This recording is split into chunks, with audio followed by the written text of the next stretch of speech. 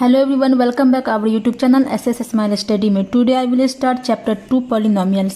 इसमें हम इसका इंट्रोडक्शन देखेंगे और इस चैप्टर के बारे में जानेंगे कि इस चैप्टर में बोला क्या जा रहा है। तो चलिए हम जानना स्टार्ट करते हैं। सबसे पहले हम इसमें जानेंगे कि पॉलिनोमियल्स मतलब होता क्या है। तो इसे हम हिंदी में बहुपद कहते हैं। देखो, पॉलिनोमियल्स जो है वो दो भागों में बांटा गया है, एक है पॉली और दूसरा है नोमियल। तो पॉली मतलब होता है मैनी, मतलब कि बहुत सारा, ठीक है। और नोमियल मतलब होता है टर्म्स, मतलब बहुत सारा टर्म्स, दोनों का कम्बिनेशन जो होता है। जैसे मान लो और वो हमारा पॉलिनोमियल कहलाता है। अब आप बोलोगे कि नोमियल क्या होता है, मतलब कि टर्म्स क्या होता है। नोमियल मतलब तो टर्म्स हम बता दिए, बट टर्म्स मतलब क्या होता है। तो टर्म्स मतलब होता है कि combination of variables and coefficient, मतलब कम्बिनेशन वेरिएबल और कोएफिशिएंट का जो भी कम्बिनेशन होगा वो हमारा टर्म्स कहलाएगा। जैसे कि यहाँ पर मैंने वेरिएबल का मतलब यहाँ पर बताया है कि वेरिएबल में क्या होता है। वेरिएबल वो होता है जो अल्फ़ाबेट्स होता है, ठीक है, या फिर कोई लेटर होता है, वो एक वेरिएबल कहलाता है। मान लो कि यहाँ पर कुछ एग्जाम्पल है, जैसे 3x 4a 5x + 2y। तो इसमें वेरिएबल कौन है, तो इसमें वेरिएबल ये है, x जो है वो एक वेरिएबल है क्योंकि ये एक अल्फ़ाबेट है, ठीक है। यहाँ पर a है, यहाँ पर 5x है, तो यहाँ पर x जो है वह एक वेरिएबल है, और यहाँ पर जो ये y है वो एक वेरिएबल है, ठीक है। अब हम समझते हैं कि कोएफिशिएंट क्या होता है। तो ये होता है कि नंबर विथ वेरिएबल। कोएफिशिएंट्स मतलब होता है कि नंबर विथ वेरिएबल। जैसे मान लो यही एग्जांपल यहाँ पर मैंने लिखा 3x 4a, ठीक है। तो इसमें तो ये x जो है ये एक वेरिएबल है और ये 3 जो है वो एक कोएफिशिएंट है। जैसे यहाँ पर भी मान लो 3x दोनों है, तो ये दोनों का कम्बिनेशन है। मान लो यहाँ पर 4 है, तो यहाँ पर ये जो 4 है, ये जो नंबर है और वेरिएबल के साथ है, तो ये हो गया। मान लो यहाँ पर 5k है, तो यहाँ पर 5 जो है ये कोएफिशिएंट है। अब देखो, वेरिएबल और कोएफिशिएंट का जो भी कम्बिनेशन होता है वो क्या कहलाता है, टर्म्स कहलाता है। जो मैंने यहाँ पर लिखा टर्म्स, यही मैंने ऊपर में लिखा था टर्म्स का मतलब, ठीक है। तो टर्म्स, अब ये दोनों को मिलाकर, ये दोनों जो मिलता है तो वो एक टर्म्स बनता है। मान लो यहाँ पे जैसे 2x 5y, ये क्या बना, टर्म्स बना। अब इसी को अगर मान लो इसमें लिखेंगे, जैसे टर्म्स में लिखेंगे 7x² + 2x + y, तो ये क्या हो गया, ये एक पॉलिनोमियल का एक बहुपद हो गया, ठीक है। ये पूरा अब हम समझते इसमें कि हाँ, फिर this whole is a polynomial. ये जितना जो मैंने बताया, ये इंट्रोडक्शन बताया, ये वेरिएबल कोएफिशिएंट जो भी जितना बताइए, ये सब जो है सब एक पॉलिनोमियल है, ठीक है। This whole is a polynomial. अब हम जानेंगे कि पॉलिनोमियल्स के टाइप्स कितने होते हैं, ठीक है। तो यहाँ पर देखते हैं, पॉलिनोमियल्स जो होते हैं ये 3 टाइप्स होते हैं। जो एक टर्म्स पे बेस होता है, एक होता है वेरिएबल बेस और एक होता है डिग्री बेस। अब हम 1 बाय 1 करके जानेंगे कि टर्म्स बेस क्या होता है, वेरिएबल बेस क्या होता है और डिग्री बेस क्या होता है। यहाँ पर हम देखेंगे कि टर्म्स बेस क्या होता है। तो टर्म्स में भी होता है, जैसे मान लो 1 टर्म 2 टर्म 3 टर्म। तो 1 टर्म को क्या बोला जाता है, वो होता है ये होता है मोनोमियल, ठीक है, जो एक पदीय होता है। और 2 टर्म्स होता है बाइनोमियल, जो द्विपद होता है। और 3 टर्म्स होता है, उसे हम कहते हैं त्रिनोमियल। अगर 4 टर्म्स 5 टर्म, तो उसको हम सिंपल सा पॉलिनोमियल कहेंगे, ठीक है। यहाँ पर 3 टाइप्स होता है। अब ये तो समझ गए टर्म्स। अब समझते हैं वेरिएबल बेस में क्या होता है। तो वेरिएबल बेस में होता है, जैसे मान लो पॉलिनोमियल इन 1 वेरिएबल। तो कैसे 1 वेरिएबल होगा, जैसे मान लो यहाँ पर एक एग्जाम्पल है x² + 3x +, देखो इसमें ओनली 1 वेरिएबल है, क्या है, वो x है। यहाँ पर भी x है और यहाँ पर भी x है ना। तो ये क्या हो गया, पॉलिनोमियल इन 1 वेरिएबल। किसके बेस पे, वेरिएबल के बेस पे। अब देखो पॉलिनोमियल इन 2 वेरिएबल, तो ये क्या होगा, जैसे मान लो 2x + 5y। तो इसमें एक x आ गया है ना, और एक y आ गया। तो ये क्या हो गया, पॉलिनोमियल इन 2 वेरिएबल, क्योंकि इसमें 2 वेरिएबल है। अब इसमें है पॉलिनोमियल इन 3 वेरिएबल। तो 3 वेरिएबल में होगा, जैसे मान लो 3a, यहाँ पे 5b है और यहाँ पे 6c है। तो यहाँ पर a b c दोनों का कम्बिनेशन, मान लो यहाँ पर हो जाता 7x, तो ये हो जाता क्या, मतलब पॉलिनोमियल इन 4 वेरिएबल। और यहाँ पे ये तो ओनली 3 है, तो यहाँ पर हो जाएगा पॉलिनोमियल इन 3 वेरिएबल। अब हम, ये तो टर्म बेस और वेरिएबल बेस हो गया। अब हम समझते हैं डिग्री बेस पे। देखो यहाँ पे डिग्री बेस पे हम समझेंगे कि डिग्री, जैसे मान लो डिग्री 1, वो क्या होता है, लाइनियर पॉलिनोमियल होता है। जैसे कि मान लो यहाँ पर x का पावर 1 है +1, यहाँ पर मान लो y +1, तो यहाँ पर कुछ नहीं तो पावर 1 हो जाएगा, y + 7 कुछ भी हो सकता है, ठीक है। तो ये क्या हो जाएगा, हाँ, डिग्री मतलब ये भी होता है जैसे हाईएस्ट पावर। अगर मान लो कोई पॉलिनोमियल में हमें डिग्री समझना होगा कि मान लो 2x² 5x³ है ना, तो जिसका पावर ज़्यादा रहेगा, हाईएस्ट पावर रहेगा, वही डिग्री के बेस पर बनेगा क्वेश्चन। ठीक है, तो मान लो यहाँ पर डिग्री 2 में है कि यहाँ पे लिखा था आउटरेटिक पॉलिनोमियल। ठीक है, तो ये क्या होता है, जैसे डिग्री जिसमें 2 रहे, जैसे मान लो यहाँ पर x² + 2y, तो y का पावर एक x² है ना, यहाँ पर x² + 7x + c, तो ये क्या हो गया, मतलब 2 डिग्री वाले हो गए, जिसे हम कहते हैं पहले डिग्री वाले को हम कहते हैं लाइनियर पॉलिनोमियल और सेकेंड डिग्री वाले को कहते हैं क्वाड्रेटिक पॉलिनोमियल। ठीक है, अब हम थर्ड डिग्री समझते हैं। देखो थर्ड वाले को हम बोलेंगे क्यूबिक पॉलिनोमियल।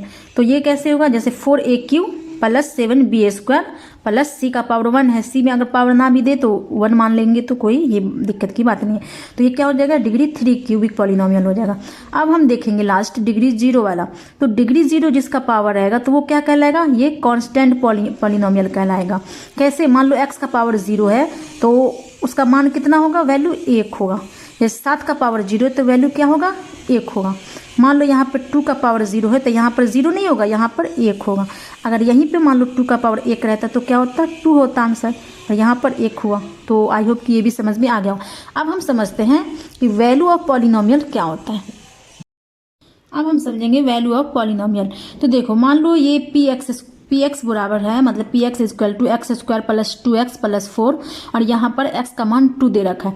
देखो ये px मतलब होता है कि ये मतलब समझने का यही हुआ कि ये इसको इंडिकेट कर रहा है, किसको, ये पॉलिनोमियल का ये क्वेश्चन है। ठीक है, तो मान लो यहाँ पर x का मान दे रखा है 2, तो यहाँ पर जो भी जहाँ पर x है वहाँ पर हमें 2 पुट करना है।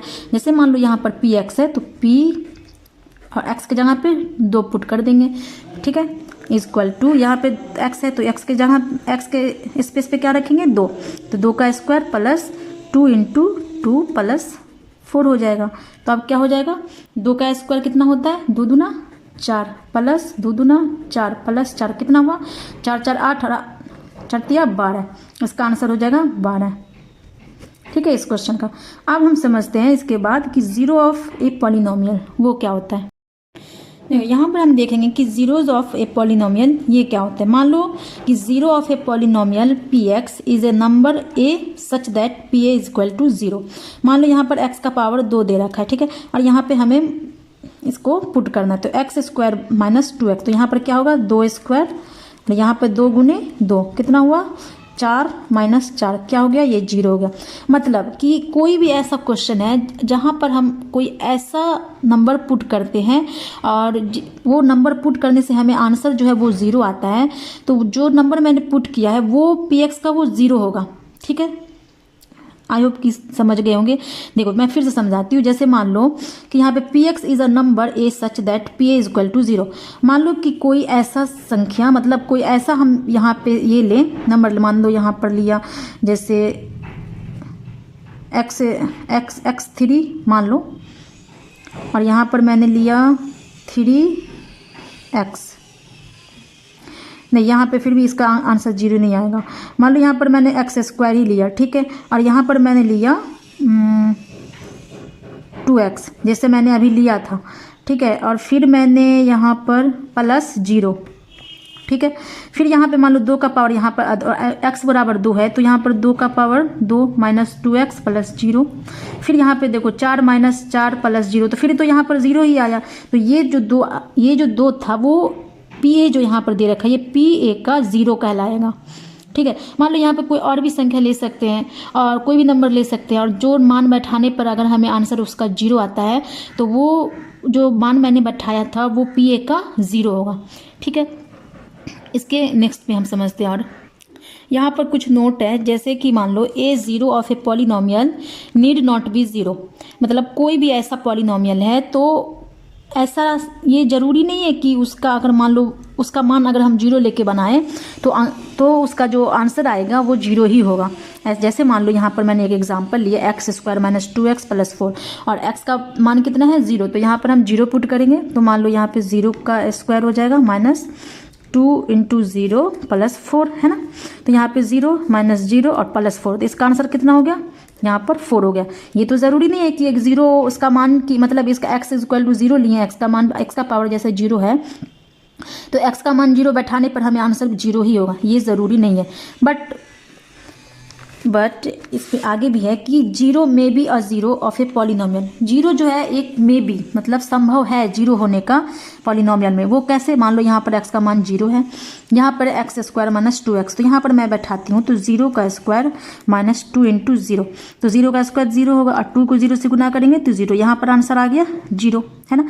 जैसा कि इससे पहले वाले में जो बताई थी कि इसके पहले वाले में जो अभी जो क्वेश्चन था कि A P A equal to 0, अगर वो मान जो बैठाने पर अगर 0 आता है तो वो पी ए का क्या हो जाएगा 0।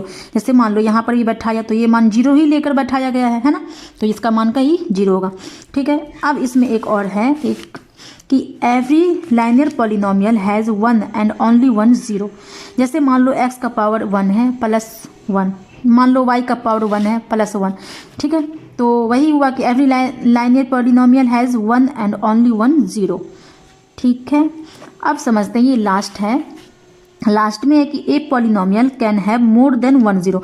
कोई ऐसा पॉलिनोमियल जो मोर देन 1 0 से भी हो सकता है, जैसा कि मैंने पहला एग्जाम्पल में बताया ये वाला। ठीक है, 0 दिए फिर भी 0 नहीं आंसर आया, तो वो वही, तो इसमें भी यही बोला जा रहा है कि a polynomial can have more than 1 0, जो ऐसा पॉलिनोमियल जो है वह 1 0 से ज़्यादा हो सकता है।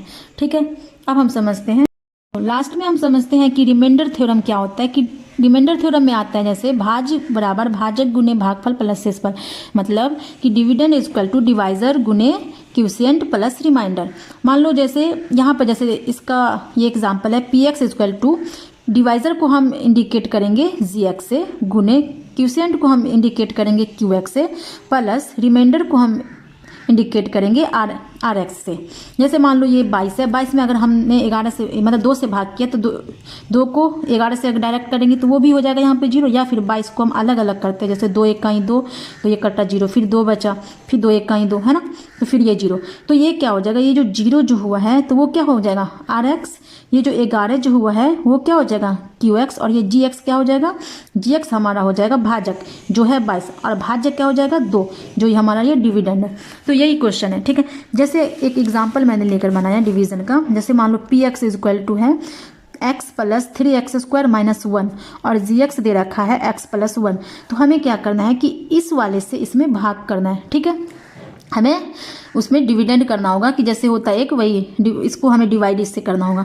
तो इसके लिए हमें डिवीज़न बनाने के लिए क्या करेंगे, सबसे पहले हम इसे तोड़ लेते हैं। क्यों?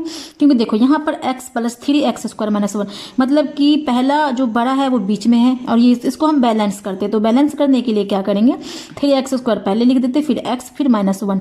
ठीक है, तो ये हमारा एक पॉलिनोमियल है। अब हम इससे भाग करेंगे जी एक्स से, होता है ना, G P X square to G X गुने Q X plus R X, तो जी एक्स से हम भाग करेंगे इसमें, ये पी एक्स है। तो देखो इसमें भाग करने से क्या होता है, एक्स प्लस 1 है और यहाँ पर देखो पहले दो पद लेंगे, मतलब कि 2 टर्म्स लेंगे, 3x स्क्वायर प्लस एक्स है, तो इन दोनों में पहले भाग करेंगे। तो मान लो ये x प्लस 1 है, तो यहाँ पर मैं दिखा रही हूँ x प्लस 1, अगर इसको 3 से गुना करते तो 3x तो आ जाएगा, बट सेम आना चाहिए। 3 से गुना करियो तो यहाँ पर भी 3x आएगा, यहाँ पर क्या है 3x स्क्वायर है।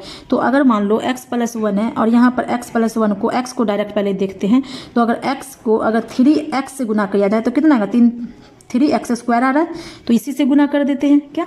तो सबसे पहले हम क्या करेंगे, यहाँ पर 3x से गुना करेंगे, तो 3 को x से गुना करेंगे 3x को, तो यहाँ पे हो गया 3x स्क्वायर, और यहाँ पर प्लस का चिन्ह है, सिंबल है, तो प्लस देंगे, और 1 को 3x से गुना करेंगे तो 3x हो जाएगा। पर ये भाग में क्या होता है कि इसमें चिन्ह को बदलना पड़ता है, सिंबल को। अगर यहाँ पर प्लस है तो यहाँ पर माइनस कर देंगे, यहाँ पे कुछ नहीं है तो ये प्लस ही होगा, तो यहाँ पर भी माइनस कर देंगे।